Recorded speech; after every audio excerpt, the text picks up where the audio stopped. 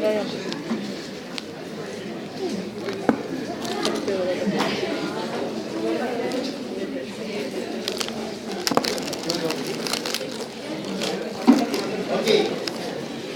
el día de hoy vamos a continuar con el tema de edema.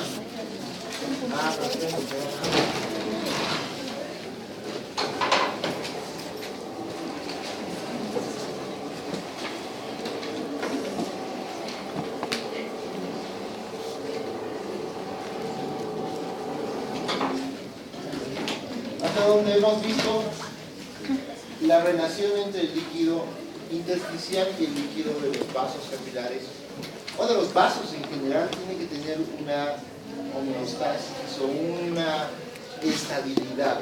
Si una de las fuerzas dentro de lo que son las denominadas fuerzas aerodinámicas varía como tal, se puede producir edema, se puede producir deshidratación. Eso como resumen de lo que hemos hablado en el anterior caso, ¿verdad? Pero actualmente hemos dicho de que existen estudios nuevos acerca de lo que es el glicocálix. El glicocálix se convierte en algo muy importante para ver e interactuar con lo que va a ser la permeabilidad capilar. La permeabilidad capilar va a permitir el ingreso y la salida del líquido, y no solo del líquido, posiblemente hasta de proteínas o macromoléculas en determinado momento o cuando sean necesarias, ¿verdad? Entonces, este glicocálix también hablábamos de que tenía una parte denominada o llamada que es el subglicocálix, que en algún momento llega a servir como un amortiguador de lo que va a ser la entrada y la salida del líquido. Si dentro de esto se está produciendo una filtración muy fuerte, esta amortiguación va a hacer que esa filtración frene, hace una contrafuerza, y al revés, ¿no? Si hay una absorción muy fuerte, va a hacer lo contrario, va a tratar de frenar esa absorción. ¿Cómo es que funciona? A través de cargas de energía. El glicocálix generalmente está cargado con ¿qué tipo de energía? Negativa. ¿Y cómo está compuesto? Antes de que pasemos a esta parte que sigue siendo clínicamente o más clínica que otra cosa, ¿cómo es que está compuesto este glicocálix como tal? Este glicocálix va a ser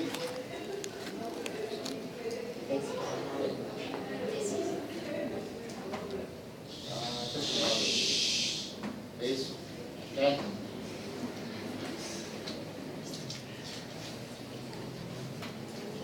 Les voy a pasar estos dos artículos que están interesantes como para que le den una ojeada.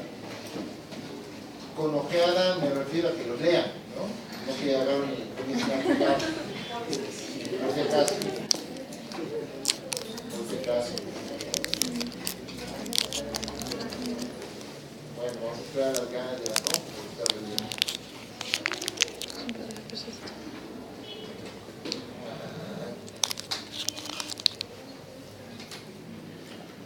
Bien, una estructura considerada un enfermo grave, sí, siempre, ¿verdad? ¿Por qué? Porque va a ser uno de los que interactúe directamente con la composición. En este artículo hay una imagen que me gusta mucho, y es esta, la que te está mostrando básicamente la composición o cómo estaría ordenado el glicocálix a partir de proteoglicanos, ácido hialurónico y una cadena de grupos aminoglucanos, donde interviene además una antitrombina, que es la antitrombina 3. Obviamente estas glicoproteínas y demás son las que van a interactuar a manera de resorte en algunos casos. Me voy a la parte más mecánica como tal que química primero, para ir demostrando cómo es que se logra hacer el filtrado, cómo es que se logra permitir el filtrado. Va a tener una carga negativa, ¿por qué? Porque estas proteínas que estén dentro van a tener principalmente una composición negativa en lo que van a ser sus cargas, ¿no? Como tal. Generalmente una célula endotelial va a tener, en este caso de un vaso endotelial, va a tener células que estén por dentro corriendo en el torrente sanguíneo, como los eritrocitos. Antes se creía que estaban directamente en contacto con la pared capilar o la célula endotelial, pero ahora se sabe que este glicocálix está intermedio de ambas, ¿verdad? Entonces, si llevamos esto a la micro, vamos a ver cuáles son los componentes más importantes del glicocálix. Desde una superóxido dismutasa, que va a interactuar directamente con el ácido hialurónico y con los proteoglicanos solubles, ¿entienden? Va a ser que además de eso se activen antitrombina 3. La antitrombina 3 van a ser principalmente componentes solubles, va a unirse a componentes solubles. Quiere decir que van a unirse a componentes que se van a diluir. Al decir solubilizar, es que se diluyen y rompen sus moléculas para poder hacer una acción, ya sea a favor o en contra de la filtración o de la absorción, dependiendo el motivo o el momento. ¿Okay? Les voy a pasar estos artículos para que lean cómo es que este glicocáliz puede actuar, ya sea como un mecanotransductor y varias partes, o cuándo puede actuar. En la diabetes tiene una función, en la isquemia, tiene en la sepsis, etcétera, etcétera. ¿Me entienden? Estos componentes del glicocáliz no solamente van a actuar en el momento en que exista una patología como tal, sino van a actuar en el momento en el que el organismo necesite defenderse o necesite movilizar moléculas, como en el caso de cuando hay una inflamación y tienen que ser reclutados algunos macrófagos. ¿Se acuerdan, verdad? Tiene que haber una adhesión al endotelio. A partir de la adición tiene que comenzar un movimiento de rotación dentro del endotelio, ¿verdad? Y a partir de eso se produce ¿qué? El traspaso de las macromoléculas. Si no hay este traspaso de las macromoléculas, muchas veces no se va a poder ir a atacar a la inflamación, en este caso. Pero en el caso del líquido, como tal, no necesita tantas fuerzas. Más lo que necesita es saber que hay estabilizaciones a partir de las concentraciones. Y a esto de las concentraciones se añade la suma de las proteínas que podría ser. Mientras más proteínas existan, más concentración va a haber en la presión oncótica como tal, ¿verdad? Hemos dicho que ¿cuánto era lo normal la presión oncótica intersticial? 0. Eso es importante, porque si aumenta ahí, comienza a jalar líquidos y va a estabilizar absolutamente todas las cargas o todas las presiones que tendrían que estar reguladas. Ahora, si dentro de estas fuerzas existían 4 en las fuerzas de Stalin, ¿cuáles eran? La presión oncótica del plasma como tal, ¿verdad? Esa empuja hacia afuera, o empuja hacia adentro, ¿verdad? Cala agua. Ajá. La presión hidrostática del plasma, esa sí empuja hacia afuera, ¿verdad? Son una presión que va a ayudar a sacar el agua. Y en el intersticio está la presión oncótica, que normalmente debería ser 0, por lo tanto ni jala ni empuja. Pero si hay proteínas y esta aumenta, va a jalar agua hacia el intersticio, produciendo posteriormente edema. ¿Okay? Y la otra es la presión hidrostática del intersticio, que va a empujar el agua hacia adentro como tal. ¿Okay? Lo mismo juegan en todas las presiones de todos los endotelios, y lo mismo va a aplicarse a cualquier célula que intente traspasar el endotelio como tal. Entonces, no se olviden que cuando se hace el cálculo de las fuerzas que se ejercen en ambos lados del endotelio y el intersticio, es mejor utilizar este cálculo de las fuerzas de Stalin en venas y capilares que estén cerca a lo que va a ser el intercambio entre capilares venosos y capilares arteriales. ¿Por qué? Porque se debe hacer la comparación en ambos lados. Porque si en un lado se desequilibra, en el otro lado también se va a desequilibrar.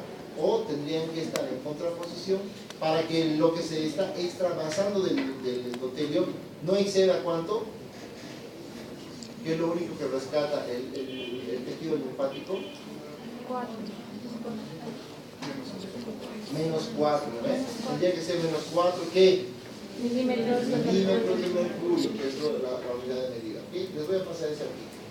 Entonces, eso era más o menos en resumidas lo que habíamos hablado en la anterior clase. Ahora, vamos a hablar un poco de lo que ya va a ser la clínica del edema como tal. Hablamos de una clasificación que nos decía que existen los generalizados y los localizados. En los generalizados van a ser edemas producidos por un origen cardíaco, renal, hepático o un origen carencial. ¿A qué nos referíamos con el origen carencial? Ya puede ser desnutrición, generalmente con hipoproteinemias, ¿verdad? Muy bien. Los localizados pueden ser inflamatorios o no inflamatorios. Los inflamatorios pueden ser alérgicos e infecciosos. Cada uno de estos va a determinar un tipo de líquido que puede aumentar o disminuir los edemas como tal. Los no inflamatorios van a ser linfangitis y algún tipo de patología venosa que pueda producir trombosis, etc. ¿Okay? Entonces, los edemas generalizados van a tener una semiología específica, donde va a haber una consistencia, coloración, una temperatura. Ya nos estamos yendo a la parte clínica como tal, para poder hacer un diagnóstico clínico, pero sabiendo de que ya sabemos cómo es la fisiopatología de esta misma enfermedad. Entonces, consistencia como tal, un edema generalizado generalmente va a ser blando, una coloración blanquecina. La temperatura, que es importante, va a ser frío. Frío se refiere a que no va a existir un aumento de temperatura por una infección, por ejemplo. Se aumenta la temperatura, quiere decir que hay un sistema de defensa que está activado. Pues, ¿se acuerdan quiénes activaban la temperatura? ¿Qué interleucinas eran? La 6 y la 1. 1, 6 y el Factor de factor de necrosis. necrosis tumoral, que son los tres, la triada de las temperaturas altas, ¿verdad? Por lo tanto, hablar de una temperatura fría, ya estamos intuyendo que posiblemente no sea infeccioso, pero que se puede infectarse, es otra cosa, ¿ok? La sensibilidad, normalmente indoloros, una distribución generalizada y con carácter gravitacional o no. ¿A qué se refiere con esto? ¿Qué significa el carácter gravitacional? De echados van a tener una disposición y de parados van a ser movilizados. Son líquidos el edema. Y lo mismo que agarrar una bolsa llena de líquido, ¿verdad? Si la ponen echada, pues se va a expandir así el líquido, ¿verdad? Pero si la suspenden, pues se va a ir todo hacia el centro, ¿verdad? Entonces todo depende de qué cavidad estamos viendo el edema. Si son en miembros inferiores, nunca han escuchado así que cuando los pies o están edematizados estén en Trendelenburg. ¿Qué era el Trendelenburg? Y generalmente las personas que han sufrido traumas como una cirugía o un shock o una cosa así, Trendelenburg para evitar edemas en miembros inferiores, ¿ok? Por eso es que tiene el carácter gravitacional, se mueve siempre de arriba hacia abajo, ¿ok? Líquido, ¿ok?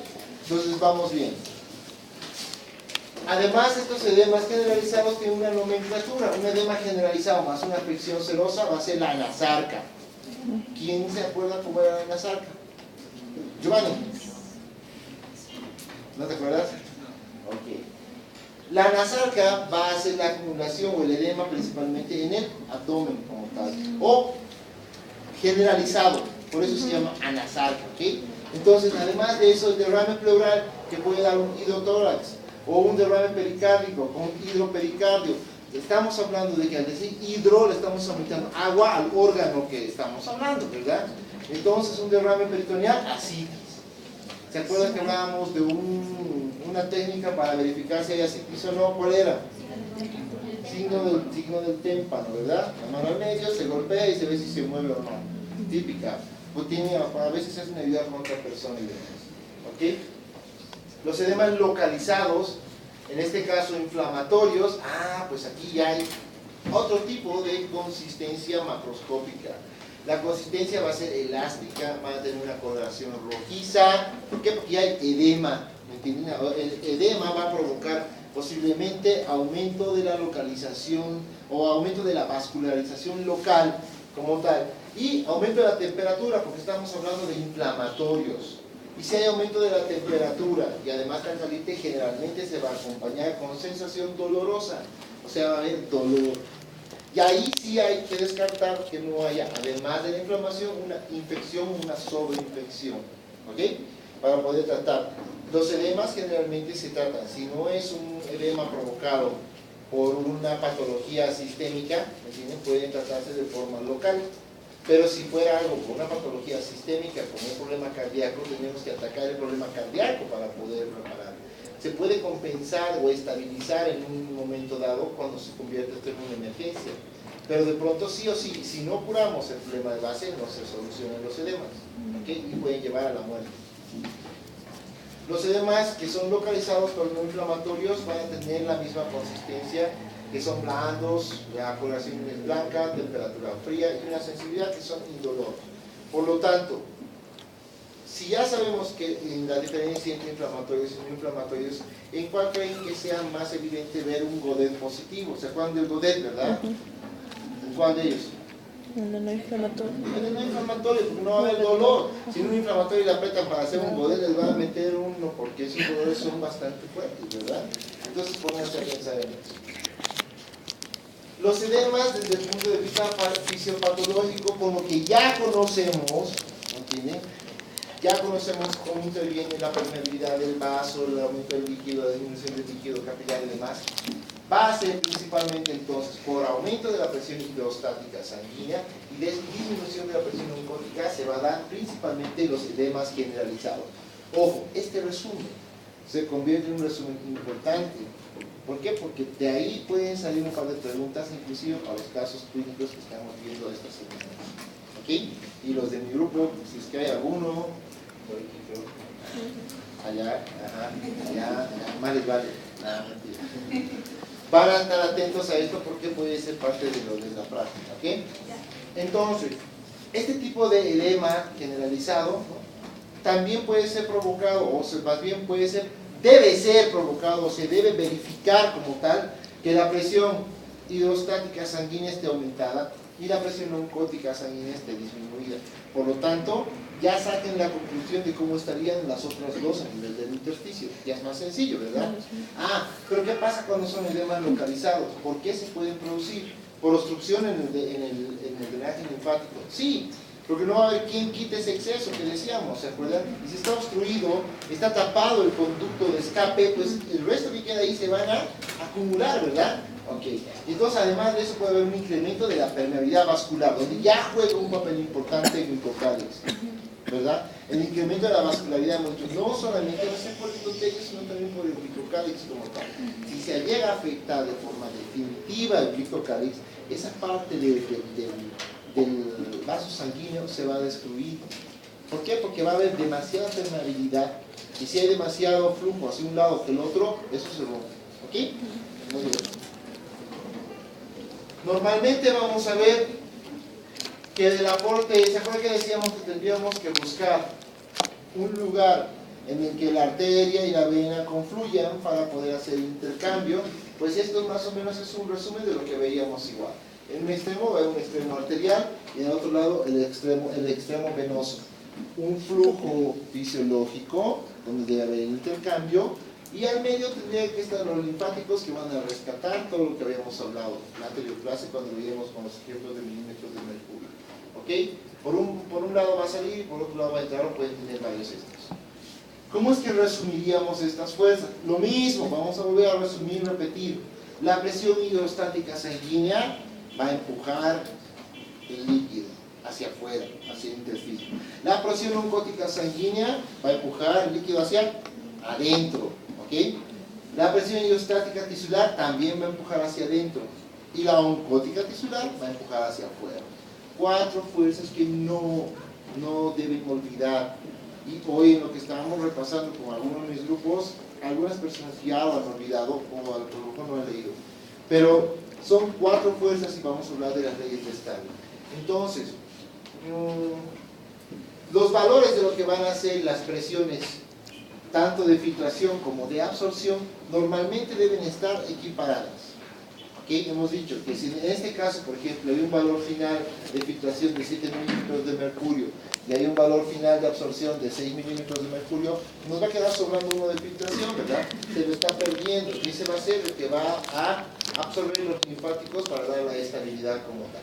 Pero ¿qué pasa cuando existe una patología de base que ya es una patología mucho más complicada?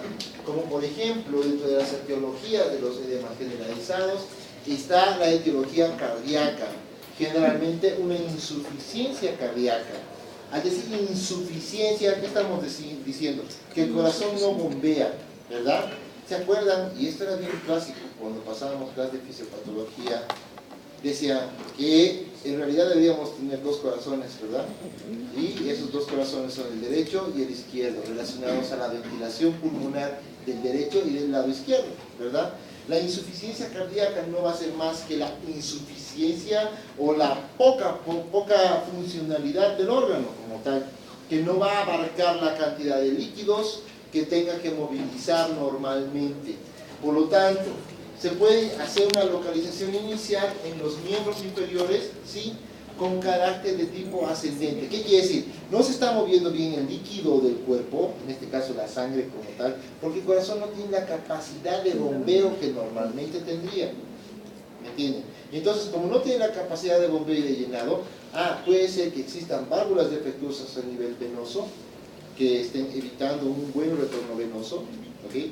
O posiblemente el corazón en la insuficiencia no bombea de forma efectiva para que la sangre vuelva a su lugar como tal. Entonces la acumulación de líquido, como hemos dicho que en los generalizados tiene carácter gravitacional, como en miembros inferiores la mayor parte del tiempo estamos en bipedestación, lo que hace es una éstasis del líquido como tal. Generalmente tienen un carácter, como digo, ascendente, porque va empezando desde abajo hacia arriba, va subiendo, ¿verdad? Van a tener, además de esto, van a ser bilaterales. ¿Qué significa que es bilateral? En los dos lados, ¿verdad? Porque si es solo en un lado, pues vamos a pensar en otra cosa que no sea una insuficiencia cardíaca.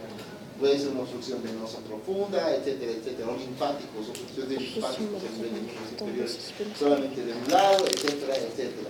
Entonces pueden ser, generalmente son simétricos, aunque en alguna ocasión, si bien son bilaterales, en un lado puede estar más edematizado que el otro, pero generalmente son simétricos, y si hay diferencias, son diferencias mínimas. ¿Cómo nos damos cuenta de esto? Solamente con la inspección, ¿verdad? Pero ¿y qué pasa si es muy sutil? Pues entonces hay que medir los miembros inferiores. Ya se van a dar cuenta en semiología y demás por qué es tan importante en un paciente que entra a cardiología medir el grosor de los miembros inferiores, al momento que está ingresando, o ver si existe edema a partir de la presencia o no de Godet. Rara vez llegan a comprometer cara o manos. ¿Por qué? Más que eso, vamos a pensar en la parte física, física y mecánica. Tendría que ser una insuficiencia de mucho tiempo, ¿verdad? Porque si es ascendente y tú ya como persona te das cuenta que hasta tus rodillas están hinchadas, yo creo que ya vas al médico, ¿no? En algunos casos, ¿o no? No crean, hay casos que no van a ir. ¿Por qué? Porque posiblemente no tengan la posibilidad de estar cerca de un médico. Nosotros, eso es lo que hablaba en algún momento hoy justamente, es que traten de pensar de forma en la que no piensen solamente en ciudad, no piensen que la salud de ciudad es igual a una salud del área rural, no. La salud en el área rural es bien complicada, porque a veces no hay ni siquiera medicamentos, no hay médicos, no hay una poste de salud cerca. Y si tiene una persona que ha hecho una insuficiencia cardíaca, hasta que salga del área rural, vamos a ponerle 15 horas de viaje, pues ya se murió, ¿no? ¿De verdad? Y entonces hay que ponerse a pensar de que esa parte es importante. Traten de pensar un poco más para afuera. Desde el punto de vista semiológico, en la insuficiencia cardíaca o los edemas producidos por esta, como son generalmente ascendentes, simétricos y son producidos por la parte del flujo, van a ser blandos, blancos, fríos, generalmente indoloros. Por eso es importante Godet gravitacionales, porque disminuyen el reposo y aumentan el transcurso de las horas con el ejercicio físico, ¿ok? Y con la bipedestación. ¿Quiénes creen que sean más propensos a tener edemas de miembros inferiores? No necesariamente por insuficiencia cardíaca. Ya a veces podría ser. ¿Quién más? Los guardias de seguridad. ¿Quién más cerca a nosotros? Los médicos. Los médicos, pues, ¿cuánto tiempo andamos parados? ¿No? Al menos si son cirujanos y le tiran 12 horas en un quirófano, están fundidos. Por eso van a genética. La genética también tiene sus cosas, ¿no? En laboratorio, por ejemplo, cuando estamos en laboratorio, nos metemos a veces hasta 12 horas parados. ¿Por qué? Porque estamos en una cosa, en otra cosa, en otra. Ya ahí te olvidas de la hora. Llegas a tu casa y estás con edemas en los inferiores. No porque has estado correteando, has estado en un cuadrado, pero bien en bipedestación. Por eso es que tiene el carácter de gravitacional, ¿ok? O carácter gravitacional. Más o menos, ¿qué es? Godet positivo, ¿no? Mira aquí. Está donde, ¿verdad? Ok, entonces, ¿qué pasa con los edemas generalizados? Esta vez de etiología renal. En dos importantes síndromes que nos vamos a desglosar en otros capítulos a lo máximo. Hoy en día se puede llegar a ver hasta la parte molecular de estos síndromes, cosa que es sumamente interesante. Espero que tengamos la oportunidad dentro de las teóricas de hablar de eso en el momento que llegamos, ¿no? Síndrome nefrótico y síndrome nefrítico en la parte de renal como tal. Esta localización obviamente va a ser característico, ahora es al revés, ¿ves? Característico en manos y caras. Entonces, cuando uno ve un edema en manos y caras, ya puede pensar que es renal. Si ven miembros inferiores, pueden pensar que es cardíaco. Ya tenemos dos cosas muy diferentes y ya pueden tratar de hacer un diagnóstico solamente con eso. Porque voy a decir, tiene un edema a nivel de la cara y las manos, ya pues pedimos función renal. Entonces ya se comienzan a convertir en médicos de acción, ¿me entienden? Ya no en médicos de que están viendo ahí, que no sé qué. Pero si es que no saben la fisiopatología molecular, pues van a estar como cocineros, ¿no? Se van a saber la receta, pero no saben cómo y por qué funciona. Entonces, además de eso, puede llegar a constituir una nasarca a todo el cuerpo. Sí puede, dependiendo del tiempo de evolución de uno de los síndromes, el grado del daño que puede existir a nivel de los glomérulos. De pronto, si se destruyen completamente o hay una falla renal aguda, se puede recuperar, pero si es una falla renal crónica, pues ya va a tener que entrar a lo que se llama la diálisis y a partir de eso ya está más fundido el paciente, ¿ok? Si llega a pararse por completo el riñón. Hoy en día, antes se manejaba un carácter de que, por ejemplo, una patología renal, no tanto un nefrítico ni un nefrótico, vamos a hablar de un obstructivo que pueda producir uno de estos dos, como unos cálculos renales, por ejemplo. Veían cálculo, hacían una centellografía y decían, de pronto este riñón ya no tiene funcionamiento, hay que sacarlo. Y lo sacaban, lo operaban y lo sacaban. Lo botaban, porque ya no servía. Pues no, se ha visto que los riñones, a pesar de que teóricamente no tienen funcionamiento, así pasen 2 años con el riñón adentro sin funcionar, no pasa nada. El riñón puede inclusive reactivarse. No llegará a funcionar al 100%, pero es mejor que funcione 40% a que no funcione, ¿verdad? 40% a que no esté. Por lo tanto, generalmente cuando es una patología que va a ser una patología obstructiva, se van dañando por áreas. Y de pronto en la centellografía te sale una cosa que no es tan real. Te puede ayudar a ubicarte, pero tengan cuidado en mandar a sacar riñones como si fuera... ¿Sí? Desde el punto de vista semiológico también son blancos, son fríos, indoloros y tienen también el componente gravitación. ¿Ok? 5. Ya sin componente gravitacional. Ya me salió. ¿Ok? ¿Qué será eso? Miren. Pues, no me valió. Fíjense cómo está, ¿ve? Ahora, este componente amarillo puede ser un sobreañadido. O de lo contrario, puede ser un componente hepático que esté produciendo una ictericia y además de eso componente hepático que va a ser denominado o va a ser producido principalmente por la cirrosis como tal. ¿Ok? Entonces, la localización, otra vez, miembros inferiores y abdomen. Esta vez, uno de los puntos más importantes para considerar una patología hepática es la citis, que era la acumulación de líquido en el abdomen. Entonces, tienen 3 cosas importantes. Si es cara y manos, pensamos en riñón. Si es solamente miembros inferiores, pensamos en cardiaco. Y si es ascitis, pensamos en hepático. Listo, ya son 3 cosas que pueden pensar desde ahorita y tratar. El momento que estén al frente, en la parte de semiología, les van a preguntar, a ver, describan el edema. Estoy hablando de algunos, que hablan así. Y entonces les dicen, y ustedes van a comenzar a describir el edema. Y ya tienen 3 cosas para rescatar en ese momento en el edema, ¿verdad? Muy bien. Generalmente en la semiología van a ser blandos, van a ser fríos, van a ser lo mismo, ¿ves? Indoloros, se puede hacer el signo del témpano. Además de eso, no van a ser gravitacionales. ¿Por qué? Porque en el abdomen es más difícil, ¿no? O sea, de pronto, no es que estén gorditos ni nada, que el líquido se va a mover, pues sí se va a mover, pero no va a bajar a miembros inferiores de golpe, ¿me entienden? Pero si ya están internados en el hospital, normalmente ¿en qué posición están? Están echados, ¿no? Cubito. Y entonces, ¿qué pasa ahí? Todo el tiempo va a hacer como que el líquido se queda acumulado al medio, ¿no? En el abdomen. Y entonces, para disminuir este tipo de edema, los tratamientos deben ser rápidos. ¿Por qué? Porque los daños son graves. ¿Cómo es que se produce? ¿Por qué se producen los edemas en cirrosis? Ya habíamos hablado en la anterior clase también de eso. Por Las proteínas. ¿Qué pasa con las proteínas? Exacto, como se disminuyen las proteínas a nivel del espacio vascular, disminuye la presión osmótica, no, al revés, ¿no? Aumentarían las proteínas en el lado intersticial, por lo tanto jalan el agua y se produce el edema, ¿verdad? Muy bien.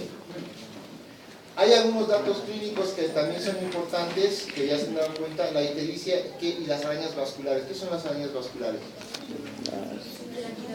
Las telangiectasias, que son como son venitas que te van produciendo como si fuera una arañita, ¿verdad? Esas son. Y eso es importante para darse cuenta. Cuidado y vayan a su tía, tienes esto, cuidado, a ver tu hígado. No, con calma. Que en las telangiectasias no necesariamente pueden aparecer por un daño hepático, pero te pueden anunciar. Ojo con eso. ¿Okay? Y me suele pasar, he visto algunas veces así. Ictericia y ascitis. Fíjense bien aquí. En este caso, la ictericia se está viendo en escleras, ¿verdad? Normalmente la ictericia puede empezar en piel y llegar hasta los ojos, ¿sí? Pero cuando hay uno de estos problemas donde ya hay una ascitis, miren este nivel de ascitis, ¿ok?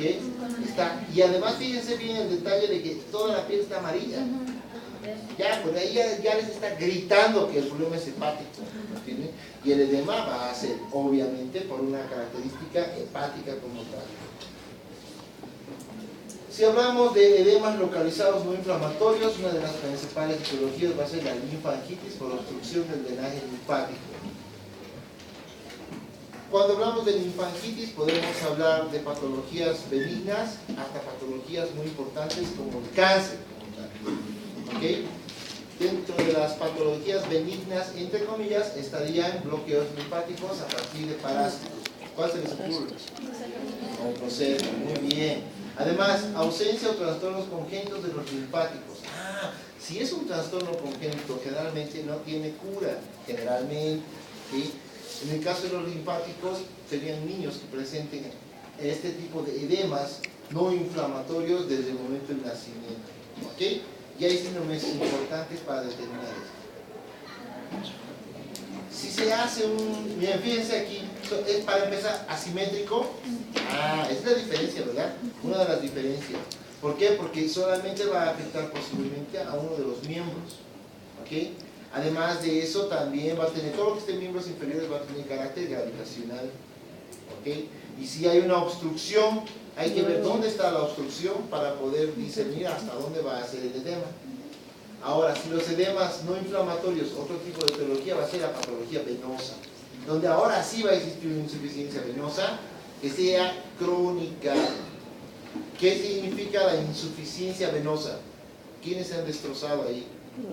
Las válvulas, ¿verdad? Que esas válvulas evitan que haya retorno venoso hacia los miembros inferiores. Pero de pronto ya no funcionan bien, son insuficientes para la retención de las venas, ¿no? De la sangre venosa como tal. Y entonces pierden. Y entonces la cuestión es que se acumulan a nivel de miembros inferiores y producen el edema. Síndrome postflevítico. ¿Qué es la flebitis?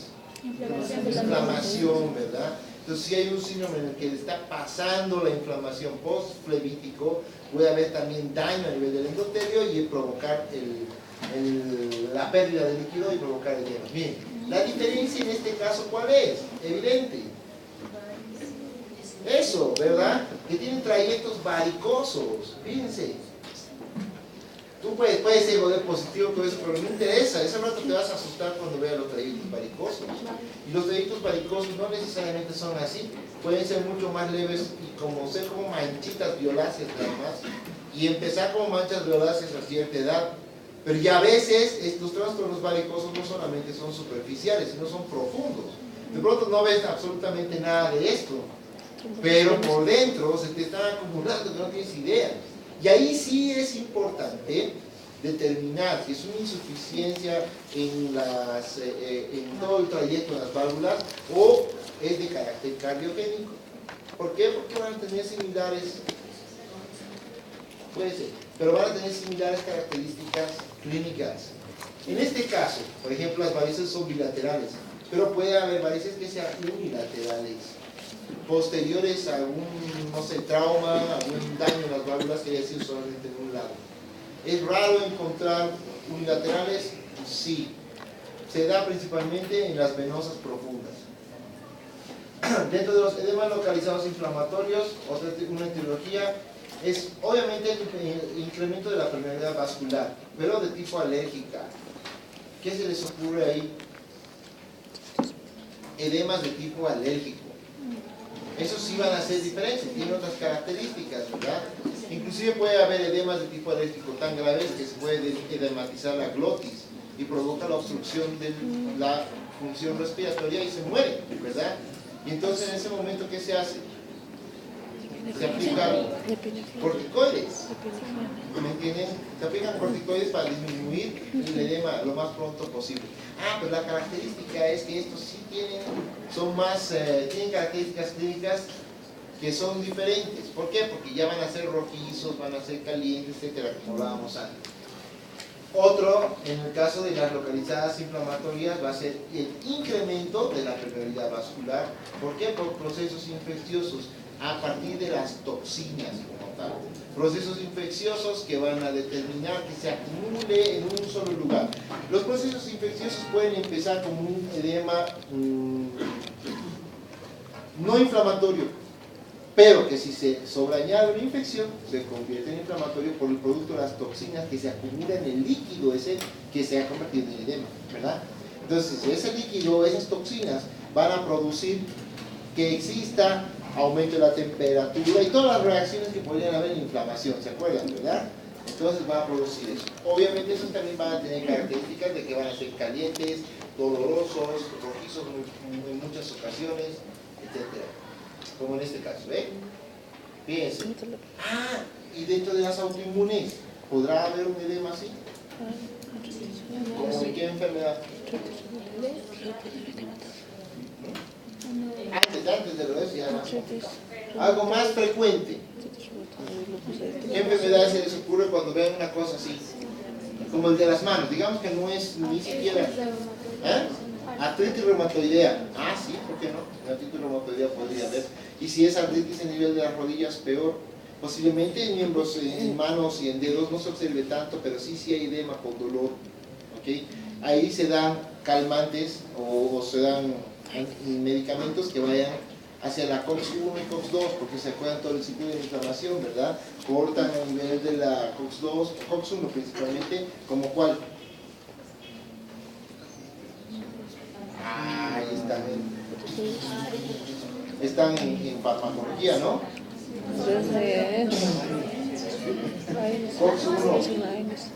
COX-1. Tarea para mañana. ¿No están en farmaco? ¿Están en generalidades de farmacología? Sí. ¿Recién generalidades? Sí. ¿Que cuál es tableta? ¿Cuál es su...? Sí. Cápsula blanda con protección gelatinosa. Divertido. Ok, hasta ahí llegamos con la parte del edema y la parte de lo que era la ciencia teórica. Consejo, les voy a pasar esos dos artículos de Microcálix. Me gustaría que lo lean para los que no están de mi grupo. Para los que están de mi grupo es obligatorio que lo lean. Ok, y entonces nos vemos en la próxima teórica. Que les vaya bien. Adiós.